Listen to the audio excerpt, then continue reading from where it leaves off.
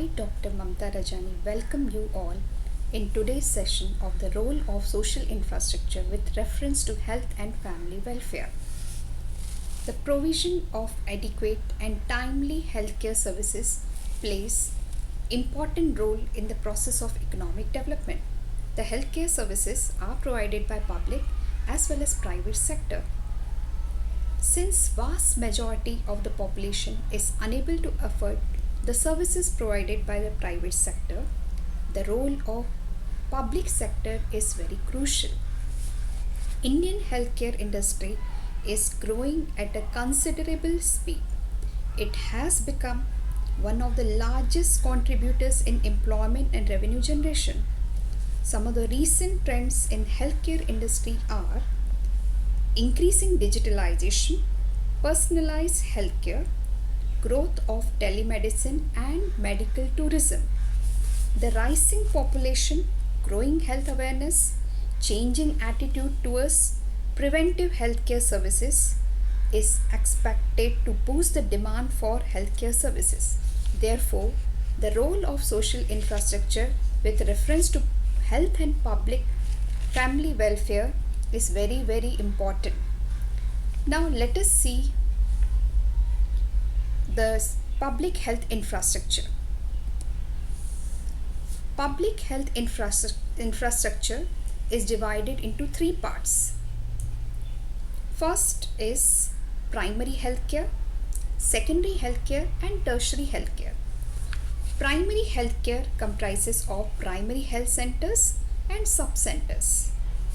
Primary healthcare includes basic healthcare services such as early diagnosis and efforts aimed at prevention of disease.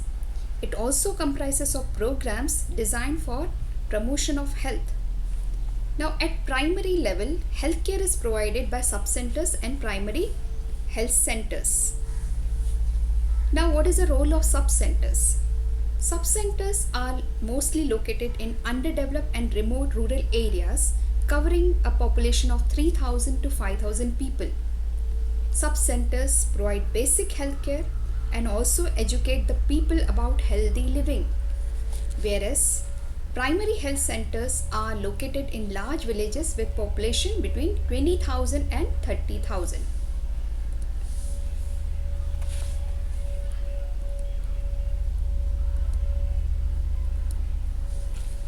Okay, now let us see what is secondary healthcare. At secondary healthcare level, there are community health centers and district hospitals. Now, what is the role of secondary healthcare? It includes diagnosis and treatment at a hospital having specialized equipment and laboratory facilities. It is acting as an intermediate level between primary and tertiary healthcare. So it is divided into two parts. One is your community health centers and sub-district hospitals and district hospital. Community health centers are mostly located in semi-urban areas covering population between 8,000 and 12,000 people. Patients which are referred by sub-centers and primary health centers come to the community health centers for further treatment, whereas sub-district hospitals and district hospitals treat patients referred by lower level health care centers. Now tertiary healthcare, it is highly specialized and technical level of healthcare which includes diagnosis and treatment of disease at highly specialized hospitals. Indian Institute of Medical Sciences, medical colleges, hospitals are included in it. Apart from this, All India Institute of Medical Sciences, that is AIIMS, are specialized hospitals under the central government, whereas medical colleges and hospitals are the state government owned and funded hospitals. So we can see that public healthcare infrastructure is divided into three parts. First is your primary healthcare, secondary healthcare and tertiary healthcare. Now let us see what are the government policies. First we will have a look on Indian public health standards. Indian public health standards were published in 2007 to provide a reference point for the functioning of subcenters, primary health care centers, sub-district hospitals and district hospitals. But why these standards are made? What is the role of these public health standards? Now, Indian public health standards, they are the set of uniform standards that should be followed by the health centers and hospitals to make public health care services more effective. These standards are revised from time to time. Now, what is the effort by the government? That is, policies and programs developed by the government for healthcare. First, if we see National Health Mission. National Health Mission was launched in 2013. It includes the National Rural Health Mission and National Urban Health Mission. It aims to strengthen healthcare systems in rural as well as urban areas. It also aims at achievement of universal access to equitable, affordable and quality healthcare services. The services need to be provided in line with people's needs, whereas the states have been given the flexibility to plan and implement the state-specific action plans. Therefore, we can say that National Health Mission, the main aim was providing universal access to equitable, affordable and quality healthcare services. Now let us look at another program. Programs relating to communicable diseases. It is possible to prevent many diseases through early diagnosis, provision of health education, timely referral and management. Therefore, the Ministry of Health and Family Welfare implements various programs in order to control the spread of communicable diseases. Now, what are the programs under communicable diseases? First is National AIDS Control Program. Next, Revised National TB Control Program, National Vector-Borne Disease Control Program, National Leprosy Eradication Program. Further, under this, Integrated Disease Surveillance Project was launched in 2004 in order to strengthen laboratory-based IT-enabled disease surveillance system. It enables to monitor disease trends and to detect outbreaks of diseases in its early phase. Now, what are the programs relating to non-communicable diseases? Non-communicable diseases are the leading cause of adult morbidity and mortality across the globe. Realizing this, Ministry of Health and Family Welfare implements various programs for preventing and controlling these diseases. Now, what are the type of programs included in it?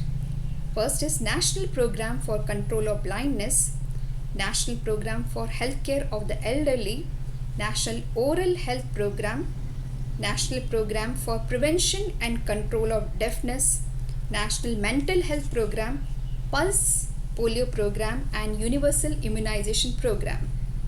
Universal Immunization Program, which was launched in 1985 to increase the vaccination coverage to prevent disease like childhood TB, diphtheria, tetanus, etc. Whereas very successful program, that is Pulse Polio Program, was launched in 1995 to eradicate polio. It is implemented through administering polio drops to children in the age group of 0 to 5 years. Another important program was Pradhan Mantri Swasthya Suraksha Yojana. This scheme was announced in 2003, whereas it was approved in March 2006 with the objective of correcting the regional imbalances in availability of affordable healthcare. It also augments facilities for quality medical education in underserved or backward states. Now, for this purpose, Pradhan Mantri Swasthya Suraksha Yojana envisaged setting up of AIMS as well as upgradation of existing government medical colleges and institutions in different states.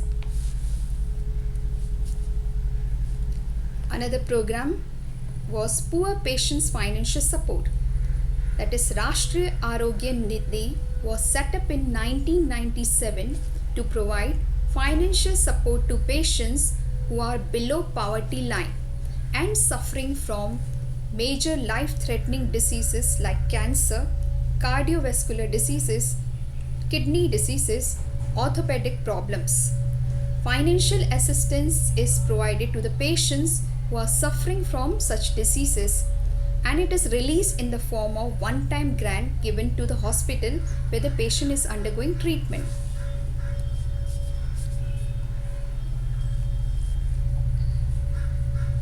Another program was National Program for Healthcare of the Elderly.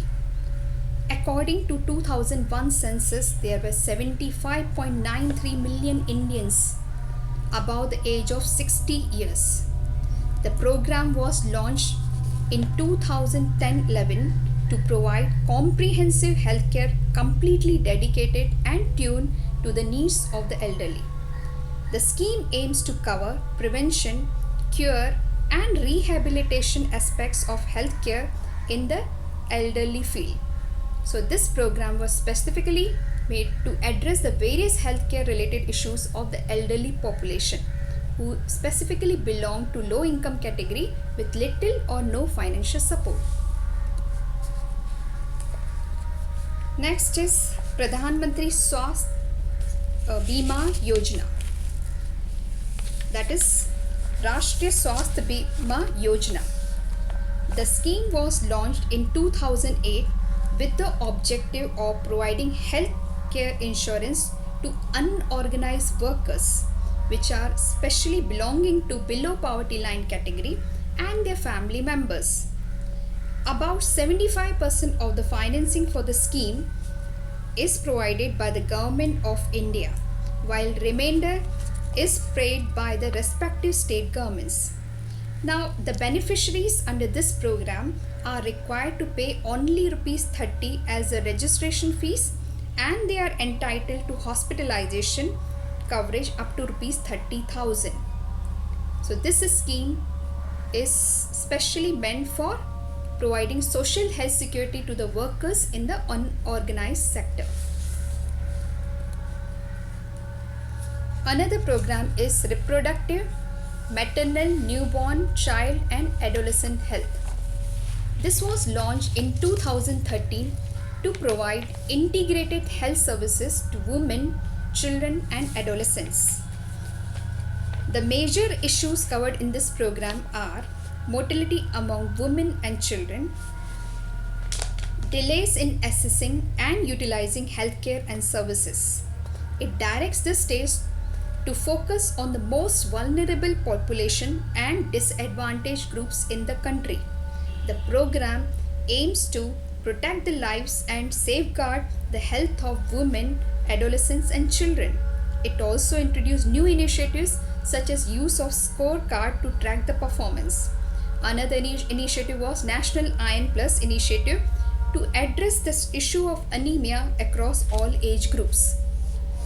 Interventions under this program are immunization programs for increasing nutrition, iron and folic acid supplements among adolescents, and providing prenatal and postnatal care to women.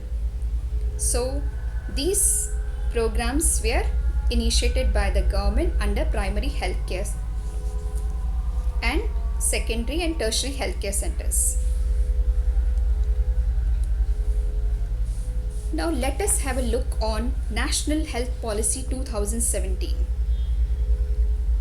This policy was made specially for achieving the highest possible level of well-being of all ages, disease prevention and universal access to healthcare.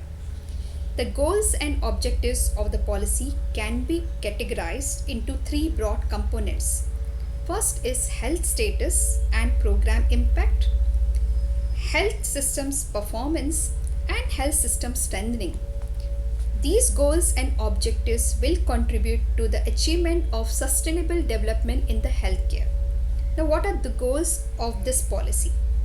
First is to increase life expectancy to 70 years by 2025. Another is to reduce infant mortality rate to 28 per 1000 live births by 2019.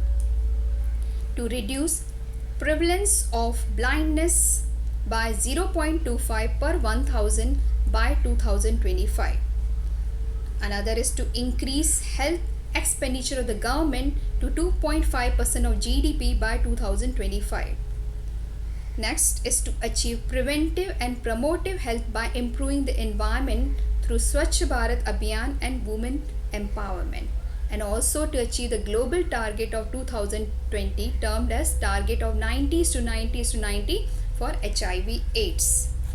So these are the policy measures under national, that is, these are the goals and aims of national health policy. I hope you have understood all the policies and programs. Thank you all of you for patient and wonderful listening. Thank you.